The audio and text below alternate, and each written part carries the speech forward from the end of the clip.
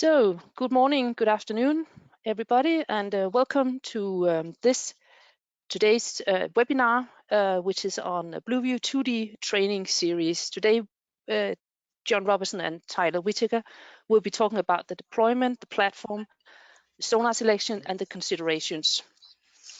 For those of you who joined last week, you will always be familiar with John and Tyler, and I will let them introduce themselves in just a short moment. I'll just let you know that the webinar is being recorded. If you want to ask questions, which we would love you to do, please use the question chat function and type in your questions, and just type them in during the webinar. And with this short and brief introduction, I will hand over the word to John and Tyler. Thanks, Hella. Yeah, thanks for everybody that is joined, and I see some people are still coming in. Just do a quick introduction of myself and Tyler. My name is John Robertson. I manage the engineering services team for North and South America, and I've been with the company for just over 12 years now, and started with the Blueview brand before Teledyne acquired the Blueview brand. And Tyler has been with us coming up on 9 years, right?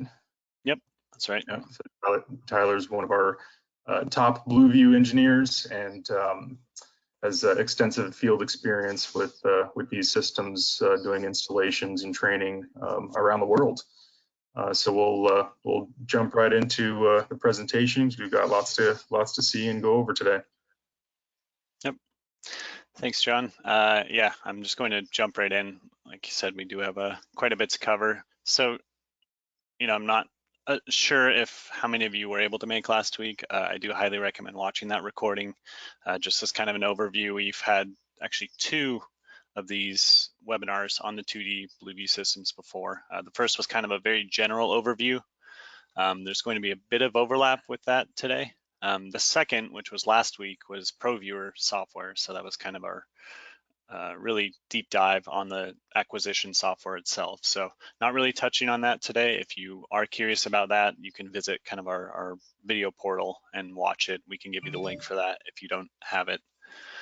So today is definitely more on the hardware side, applications, engineering side. We're going to talk about deployment platforms, selecting the right kind of sonar, various considerations.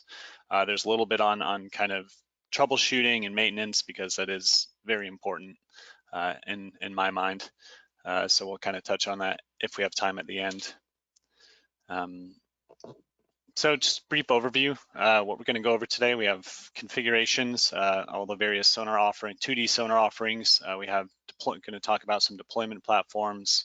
I'm going to touch on software, not really the details of software, but just software more from the application side, various options you have. We're going to talk about horizontal versus vertical orientation, which is a pretty important distinction, 2 ways to use the 2D sonar. Then troubleshooting and maintenance at the end, depending on how much time we have. As mentioned, please go back and watch the other webinars. This is they kind of build on each other a little bit. They are all standalone, but it really helps to have that base of knowledge going into this. If not, no worries, this works on its own as well. So just want to touch on our offerings. A number of you may kind of be familiar, but just for very new users or people interested, we have 4 primary 2D sonars at this point. So we've kind of changed around our product line a bit. We now offer what we call the Mark II, which is our latest. That's really all I'm going to talk about today, because it is our latest generation of sonar. If you do own a sonar that's older, that's fine. They're essentially the same. There's a couple improvements in the Mark II, but that's generally what I'm going to be talking about today. So starting from the left to the right, we have our M450, which is a 450 kilohertz. You can see the naming of the product is in fact the frequency of the product. 130-degree field of view, again 450 kilohertz, which is lower frequency, therefore longer range sonar. That's in fact 300 meter range is the maximum range on that. Moving one over, we have our M900, which is our 900 kilohertz. Again, 130 degree field of view.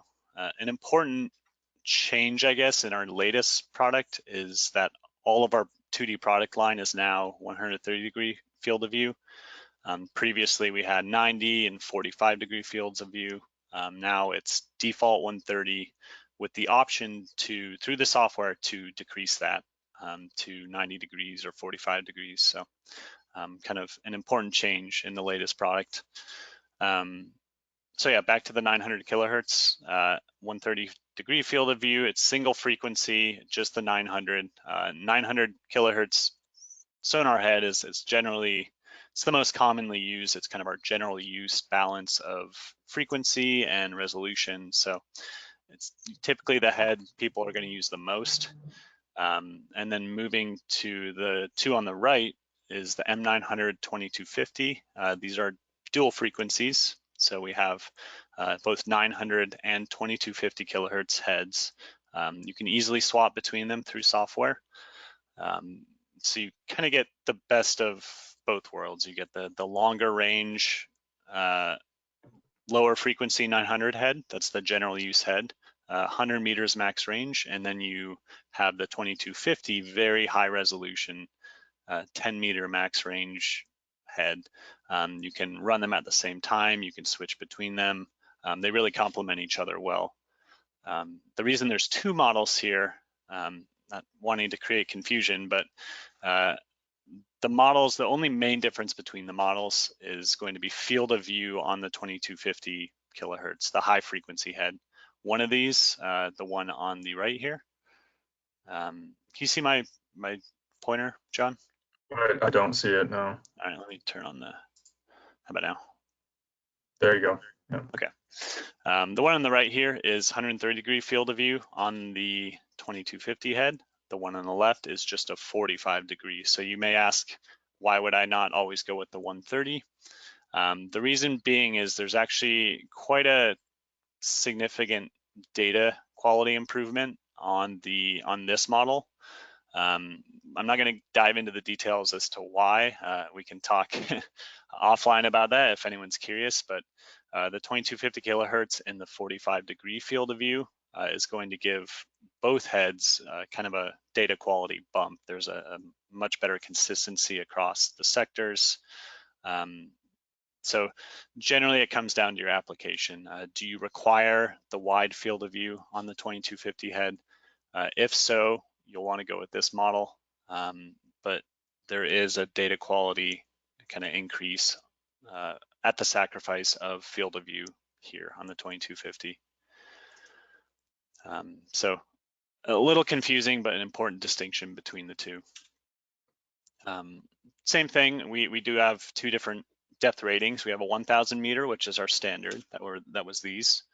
1000 meter depth rated, and then we have a 6000 meter rated. So we used to have 4000 in between, now we have just 1000 and 6000 meter rated. Titanium housing, very robust. We offer all the same systems, except we don't offer the narrow field of view 2250 kilohertz dual frequency model. So, but otherwise we do offer all of our primary models here in deep rating. So just an overview of what I basically went over. I want to kind of talk about from an application standpoint, when each sonar is best to use in what situation. So what I would say is our M900 2250 130/45, the top model here. So again, this is the 130 degree field of view on the 900, the 45 degree field of view on the 2250. So this model I would say is probably or generally comes most recommended for most users. Again, it has the best data quality. It has your 130 degree field of view on the 900 head, which is going to be what you use most of the time. And then it does still have the high frequency head, albeit at a smaller field of view. But generally, I would say this is going to be the go-to model for a lot of users. Next down is the 130. So this is the 130 field of view on both heads at a loss of some data quality. So If you require the 130-degree field of view on the high frequency head, this is obviously the model you go with. If you're not okay or otherwise the 45-degree won't work for you, then this is absolutely the right model to choose. Single frequency 900 is also a very popular sonar we sell. So it's just that if you have no use for the high frequency head, the 900 suitable. Most importantly for very small platforms. So you can actually see the 900 single head here. It's very small. So if you're working in tight spaces and just need the single frequency system, it works quite well for that.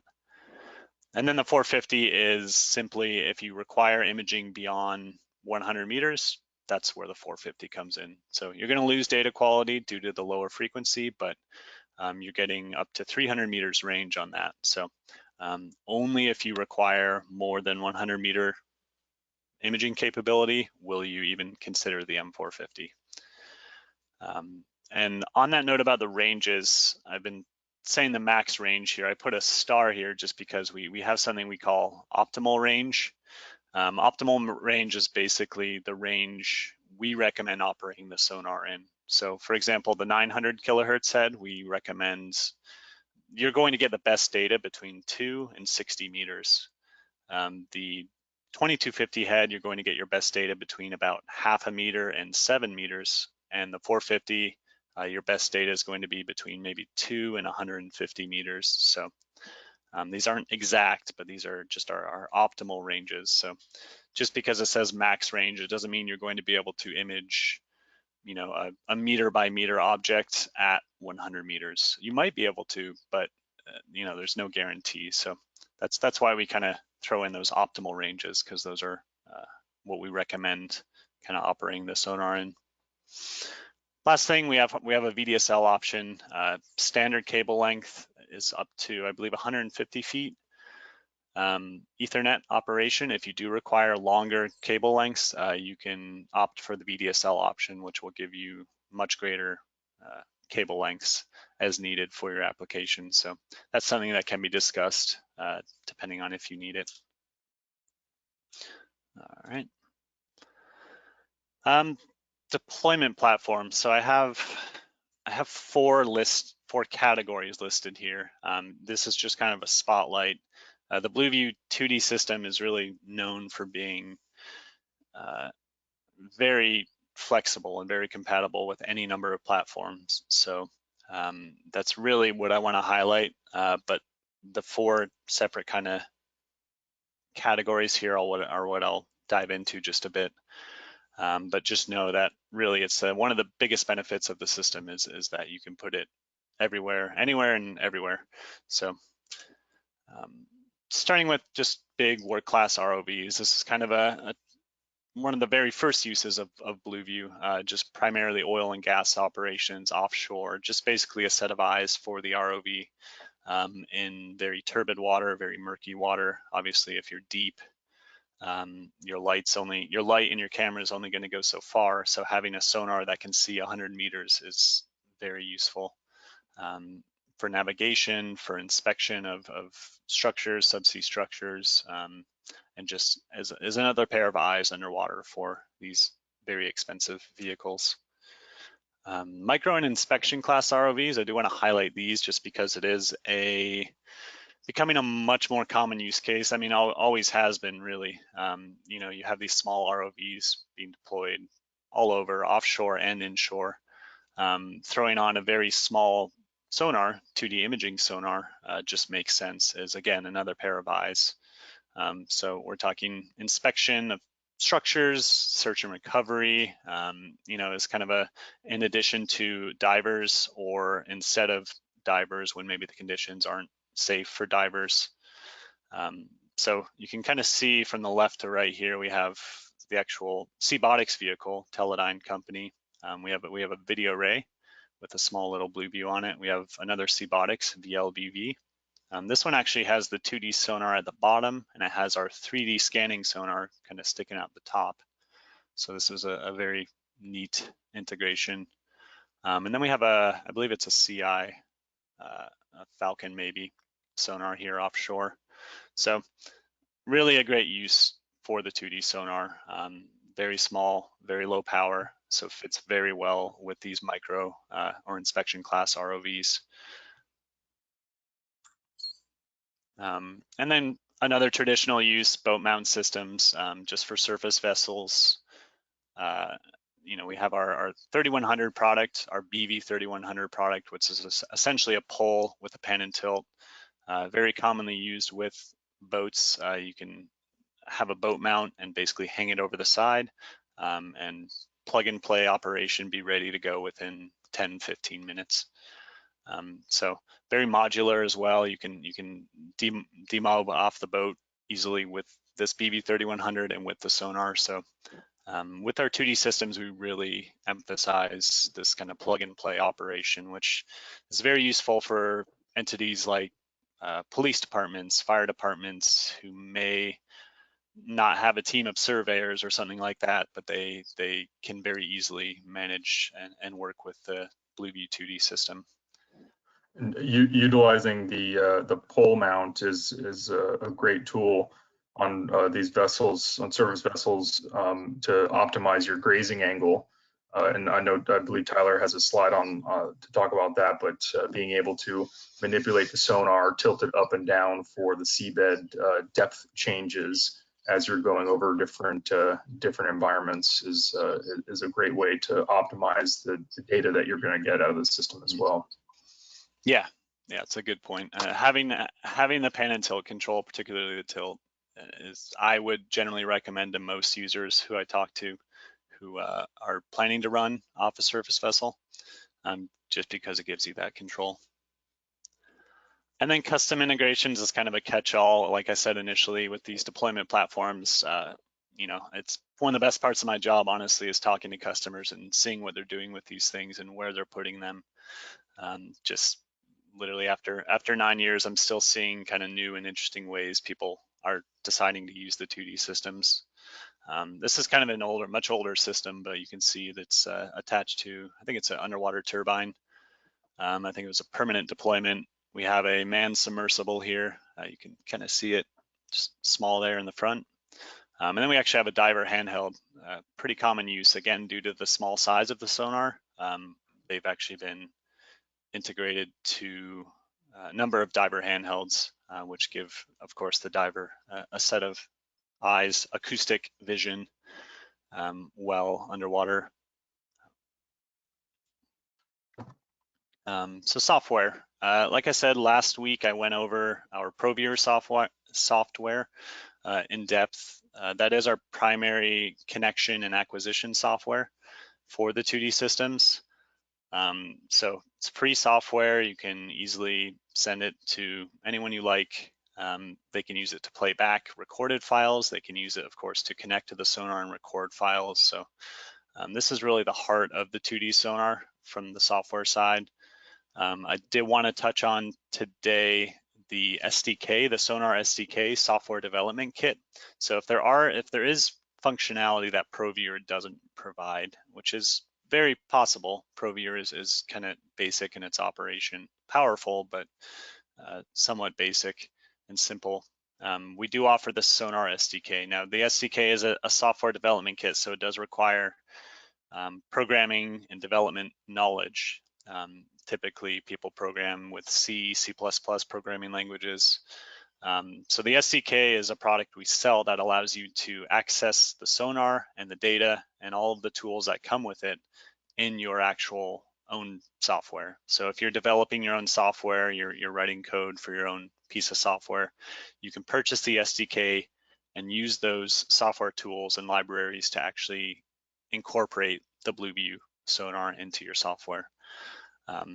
So it enables integration to any number of complex platforms. A lot of AUV users who use the 2D sonar, autonomous underwater vehicles typically have their own kind of complex software that brings together all the sensors, onboard sensors. Those will typically use the SDK to integrate the Blueview sonar. A couple examples of when people would use the SDK. I've seen ROV station keeping.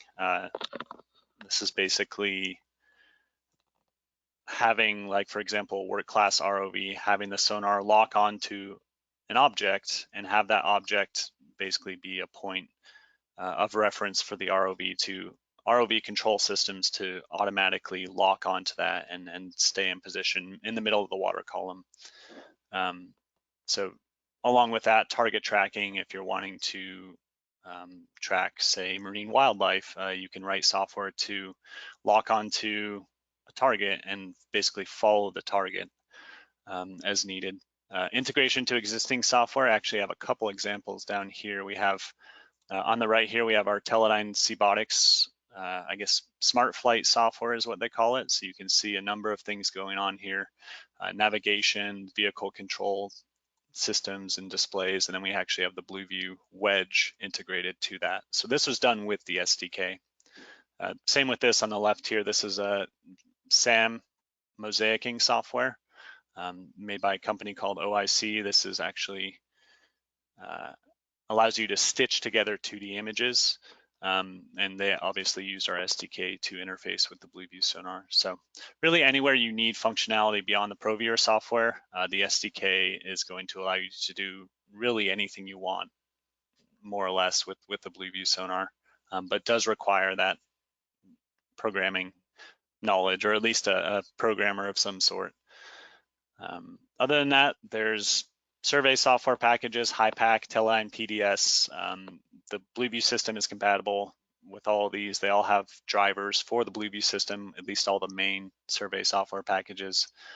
So quite easy to bring it in if you're running multibeam survey, if you have navigation, if you have an INS coming in, if you have cameras and all these other sensors in your survey software, you can easily bring in the Blueview as well.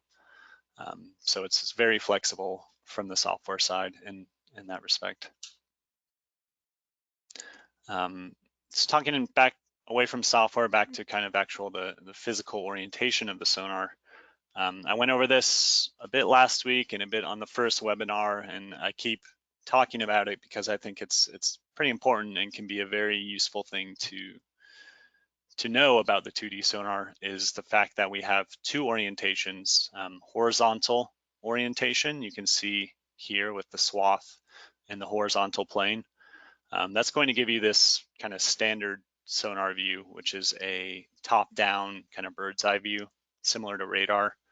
Now, just by rotating the sonar 90 degrees, we can see in the red swath here, we're getting this vertical side-in kind of profile view. So here we see this barge, we see the top of the barge, rotating the sonar, looking at it from really the same or similar point of view. We see kind of the side of the barge. We see the height off the seafloor of the barge. We actually see some of the tires here hanging off the side. So two orientations, all it takes is rotating 90 degrees to actually achieve one or the other.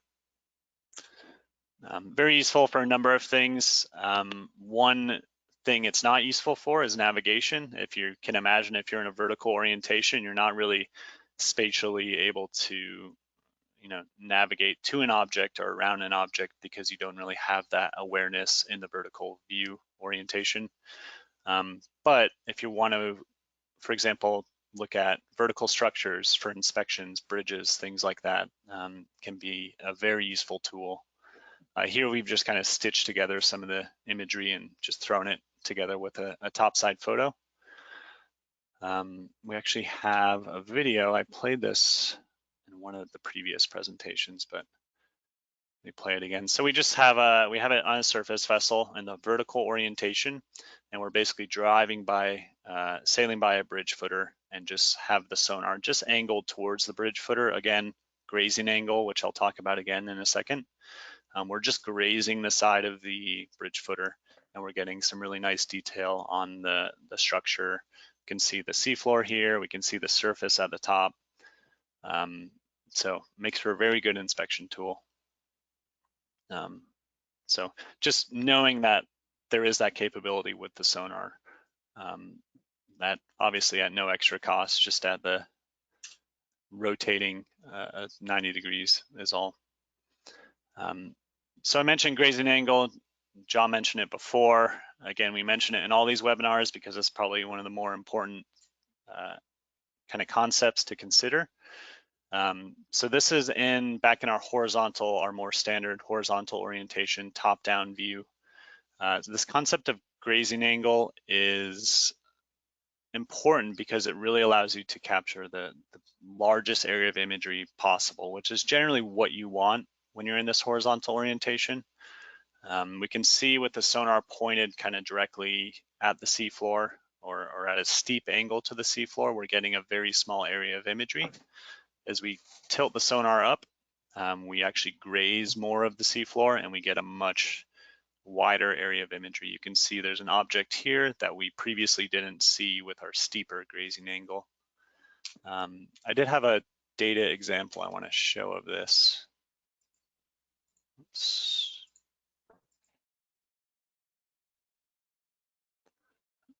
Let me find the right one. Just to give you kind of a more concrete example rather than a screenshot. So this is, again, ProViewer software I'm playing back data in. So we're looking at a number, just some riprap, I believe, in a river somewhere. So we'll actually see the tilt of the sonar change, and you'll actually see how the grazing angle changes here. So just a moment, I believe it tilts down. Yeah. So we're tilted down, then we tilt up. So let me rewind. So tilted up, we really see a lot of kind of the background here. As we tilt down, it really gets much dimmer. So again, it's kind of a simple concept, but it's quite impactful for your data. So just the simple act of tilting down, maybe even 3 to 5 degrees, can really change what kind of data you're getting. So let me swap. Yeah, so I keep going over grazing angle. I'm sorry if you guys are sick of it at this point, but it's very important. So that's the reason I keep going over it. I actually wanted to go back. I did have another data set I wanted to show off, talking about vertical orientation. I played that video I played before, but I do actually want to show some more data. So we actually have these pilings, just kind of basic dock pilings. I have imagery of both kind of a horizontal orientation and a vertical orientation. I don't believe it's the same exact place, but they're both pilings. So we can see here horizontal orientation, top down. As I hit play, we're going to see the vessel kind of come by these pilings. You can actually see the shadows, quite long shadows, that really indicates that they are tall pilings of some sort. So again, top-down view, we're getting kind of the pilings appearing as small little circles with long shadows. Now, if we were to simply go back to the starting point, rotate the sonar 90 degrees, we're going to get a view much like this. So again, we're looking side in, kind of a profile view. So we're seeing the full length of the pilings. We're seeing the lake bed down here. We're seeing the surface up here. And we're getting a much different view. And in this case, I think probably more useful view of the pilings themselves. So yeah, vertical versus horizontal. Useful. Yeah, and the vertical seems to be more of an inspection use. The horizontal field of view is more of navigation for navigation aid. Exactly. Yep. And then one more vertical data set. This one I always thought was kind of cool. It's you can kind of see the narrow vertical swath highlighting the seafloor here. We see a lot of rocks and kind of weeds up here. This is very shallow water, as you can probably tell. But as we kind of cruise along this, I think this was in a local lake, you can kind of see some of the rocks and boulders and various structures come up in just a moment here. Yeah, so it kind of gives you an idea of what we're doing with that swath when we rotate it vertically. We're actually just highlighting that thin strip of the water column, basically. which is pretty clearly illustrated there. So just a couple data sets to make things a bit more interesting. Let me jump back over here.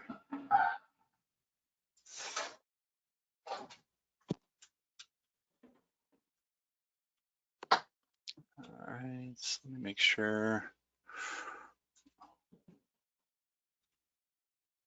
Okay, so how are we doing on time? Thought there was a timer. Oh, here it is. Okay, so troubleshooting is kind of a, I guess, a bit more of a dry topic, but for someone whose day-to-day is frequently supporting customers, I think you know, I go over this stuff a lot, and I think it actually is critically important for operation of the sonar, as well as maintenance, which is great for, you know, ensuring that the sonar will not have to come back to us at any time soon. So I do want to touch on those.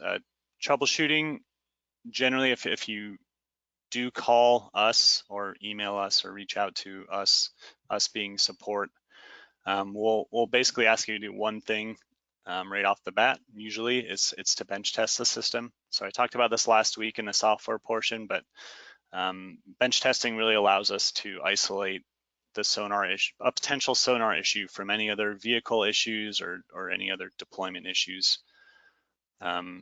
So if you can replicate the issue in a bench test, then we can kind of move on, because we know it might be the sonar, it might be the cabling, but bench test really allows us to work with the fewest amount of components possible to figure out what's going on.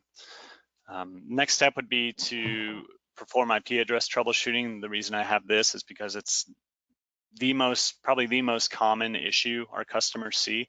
When they can't communicate with the sonar. Why can't they communicate? Generally, it's because the IP address is somehow mismatched. I'll talk about that a bit more in a second. The latest ProViewer version, pretty much applicable to anything at these days, is make sure you have the latest software. You can always reach out to us if you are unsure if you have the latest software. We're happy to check with you and update you.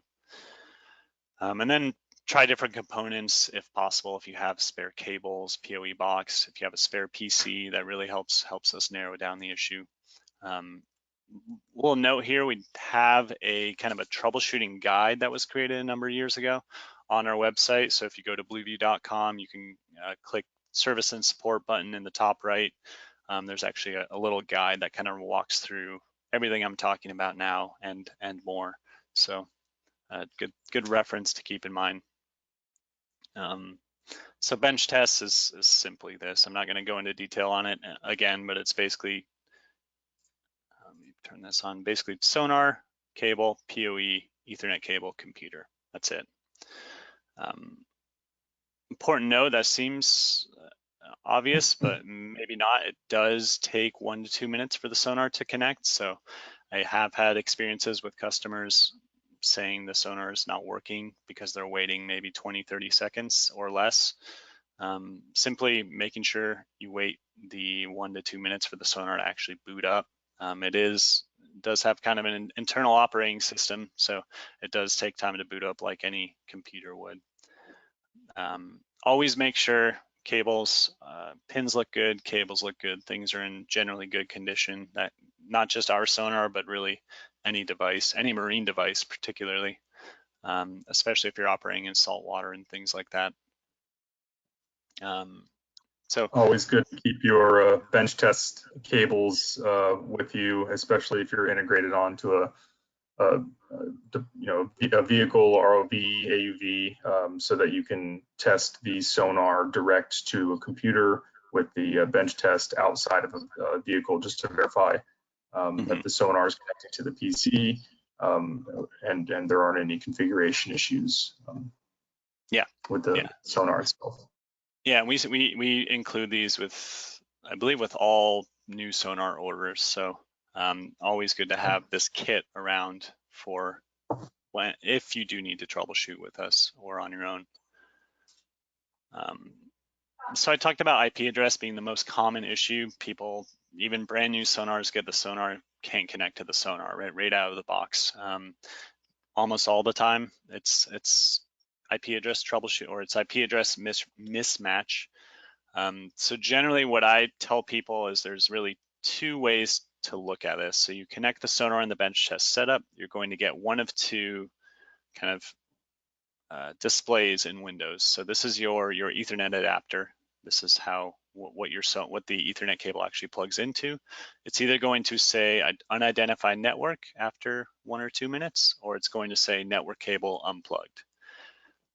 So if it says unidentified network, this is generally where you will do what I'll do in a second here, which is our IP address troubleshooting. If it says network cable unplugged, you're probably looking at a hardware issue potentially, not necessarily with the sonar, but maybe with the PC or with some of the cabling. So if it does say network cable unplugged, everything's powered up, you've waited 2, 3, 4, 5 minutes, what we recommend is to first, I guess, ring out the cable pins, make sure there's no damage in the cable. If you have a multimeter, just make sure, always good to have a multimeter first of all, but make sure you ring out, make sure all the pins are connected, measure the voltage. So when you're plugged into the go up here, into the PoE power supply, but not plugged into the sonar, you can measure pins 4 and 7 or 5 and 8. That's power and ground. You should verify you're getting 24 to 48 volts. If you're not, then obviously your sonar is not going to power up. And then very important and probably the easiest way to troubleshoot is to swap in backup components if you have them. Not everyone has them. We understand that. Different PC is a very good step to take. If you do have other PCs, you can try. A lot of times the Ethernet card on the PC is not working properly, or something else weird with Windows. So backup components if you have them. Now, if you have unidentified network, but you're not able to connect to the sonar through ProViewer or through maybe your SDK software, what you want to do is, I'll actually show you here.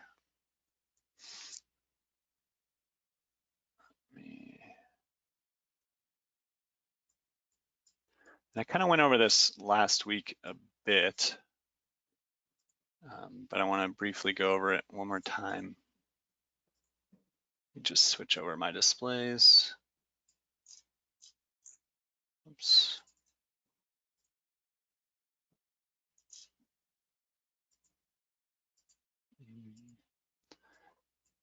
Actually, let me just do this. So what I'm going to do is just pull up my network and internet settings. This is a common menu many of you have probably been to in Windows. It's down in the lower right, typically in your taskbar. If you just right-click on the internet or Ethernet connection you have, you can go into these settings. Change adapter options will bring up your Ethernet port. I have a number here, a number of them, but typically you'll just have 1 or 2. We see unidentified network. So let's say I connected the sonar. After a couple minutes, it comes up to unidentified network. I'm unable to connect. What I'm going to do is just go to properties. If it's on obtain IP address automatically, that's okay, and that works for a number of systems and PCs, but generally what we recommend is using a static IP. For systems, the default is 192.168.1.3. So this setting right here, and again, this is in all of our kind of reference material. It's in our quick start guides. It's all over the place. This is going to be our default setting. Now, if you have this and you're still unable to connect, you power cycle the sonar, you cannot talk to it. What we actually recommend doing is switching back to automatic IP address.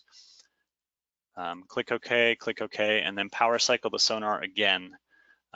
Windows will actually search through and try to find the IP address on its own. It does actually work quite well if you're unable to connect with a static. Simply switching it to automatic can generally get the sonar to connect. If you're still not connecting, I'll have users switch back to static once again. And simply toggling back and forth will generally get the IP address mismatch issue resolved. Whether that's through Windows or through specifying a static IP, that's what I mean when I say IP address troubleshooting. And that kind of process is outlined on the website, but just simply switching between static and automatic IP discovery will generally force a connection to the sonar. If you're still not able to connect, even with those steps, what you can do is use Wireshark. If you've heard of Wireshark, it's a very useful tool. It's free. You can go to, I think, wireshark.org or .com. It basically monitors network traffic. So it will look at your Ethernet port and it will monitor all traffic coming in. I'm not going to explain kind of how to do it, but you can basically determine what IP address the sonar data is coming through. It might be a different IP than our default. It might be some weird network settings that are causing issues. So Wireshark really gives you a lens to kind of realize what's going on with that. So yeah, communications issues can be common. Usually they're just an IP address mismatch, but that would be the basic troubleshooting that we would tell you if you were to contact us. And this one's interesting, noisy data. Tyler, 1 second. So we're getting close to the end of our slot of time. So if anybody has any questions, please type them into the chat section, and we'll continue. And as they come in, we'll answer the questions as they come into the chat area. So please, if you have anything specific that we didn't go over into enough detail, and you have a question on, please type it in now. Cool. Thanks, John. Yeah, there's probably just maybe 3 or 4 more minutes here. The noisy data I wanted to include here because it's probably the second most common issue, is especially on vehicle integrations, ROV, even surface vessels. They boot up the sonar, they're getting noise. They're not getting a nice clean picture. I categorize these noise sources into 2 categories. Of course, there's a full kind of spectrum of potential noise sources and how it looks in your sonar data. But what I've broken it down into here is kind of these, what I call static radial kind of spoking artifacts. Generally, this means there's some kind of power or electrical noise being introduced to the sonar. We see this a lot with smaller ROVs running other cameras, running other sonars. We see it a lot with kind of, I guess, dirty power, I call it. So if you're using like a non-sine wave inverter, if you're using a really old generator, if you're using the just stock inverter on your boat from 1985, you're gonna get this so-called dirty power potentially, and that does not appear nicely on the sonar imagery. So cleaning up the power is quite important. Getting a nice pure sine wave inverter, they're maybe $100, $200 at most, really can clean up this electrical noise. You can also use inline power filters. These are pretty common. There's a number of places you can get them. They're just little filter boards you can integrate in line with the actual cabling. They will clean up the data a lot if you are seeing these issues. Also, separate power sources. If you have a shared power source on your vehicle, it's being shared among a number of sensors that can really make the power noisy potentially. So if you can isolate a separate power source for the sonar, that's always an option. Especially if the power source is shared with on an ROV, for example, the electric thrusters. They can create a lot of power draw and noise potentially on the power line. So that would potentially affect the sonar's power as well. Yeah, it's a very common one. Noise just appearing when they're kind of in motion or have the thrusters go in full power. We see that a lot. Yeah, and you can typically see that in the data as well. So when you're throttling, the noise would increase on the sonar, and then if you're not thrusting at all, it would typically be lower noise. So that's a good indication there. Yep. I think we have a few questions. Yeah, go ahead. Hella, I don't see the questions. Can you bring them up? Yes, absolutely. So there's one question here, and thank you for that. It starts with a appreciation. I've enjoyed the series. Thank you for providing, John. Always good to see you. The biggest question I have is approximately cost, mainly 2D single head versus 2D dual head versus 3D scanning setup. Wow.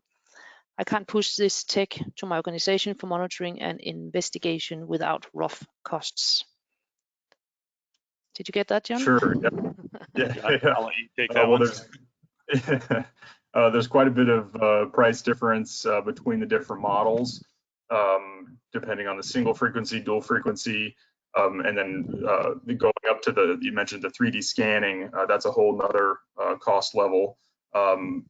Please send us your contact information. We can give those rough estimates, but depending on the depth rating and the model, anywhere from 25,000 to I think 50,000 on the deep systems, and then the 3D scanning system is a whole other ballpark, depending on options and everything there. But anywhere from 120 to if you're getting into the complex operation of the 3D scanning, upwards of 150, 160,000, depending on the accessories. So sorry to give a vague answer on that, but we definitely can talk specifics for your application operation. You send us your contact information. We'll make sure to get you in touch with the sales manager on that. Okay, thank you for that. I know we are coming up over time, but we do have a few more questions that I think you'll all be interested in hearing the answer to. So here's a question for the IP. Do you recommend automatic IP or static?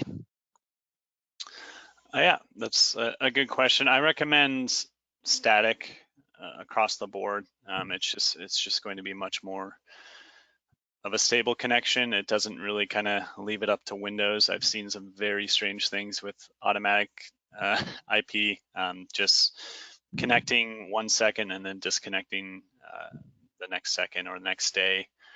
So static really is much more consistent. Of course, networking can get complex, especially if you're running on a vehicle which has its own IP subnet, and the vehicle has cameras which run on its own IP. So in that case, things go kind of beyond the sonar. You need to usually use a switch. You need to make sure all the sensors are on the same IP address.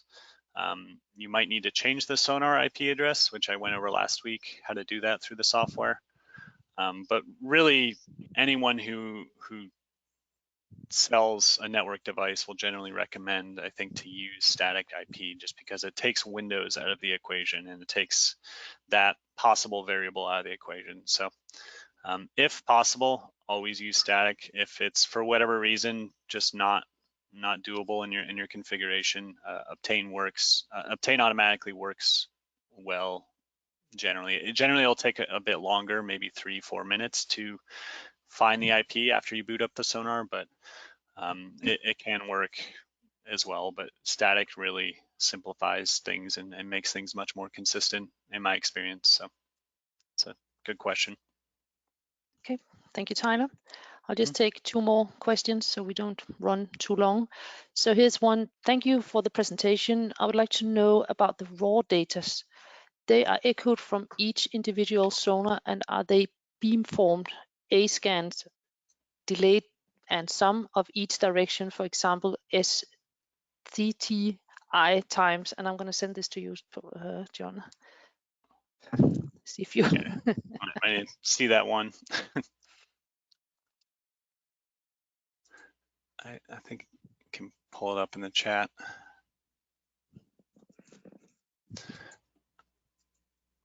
Do you have the question, John?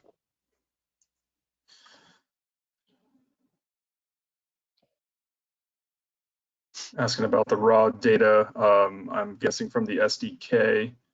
Are they echoes from each individual sensor, or are they beamformed? So the way the system the field of view is built up. You have the individual sectors that are frequency sweeped. So we have a little bit of a variance in the frequency from one sector in each sector, plus or minus about 100 kilohertz. So it goes from low to high, high to low, low to high throughout the sweep of the whole field of view. Yeah, so you see Tyler's again, my contact information there if you want to jot down that information and send us an email. We can give you some more details and on the configuration of the systems and provide the SDK manual to have a look at. And there's a lot more details in there that we can go over because that's a deep dive question there. Yeah. I mean, I'm kind of looking at it now. It's might need to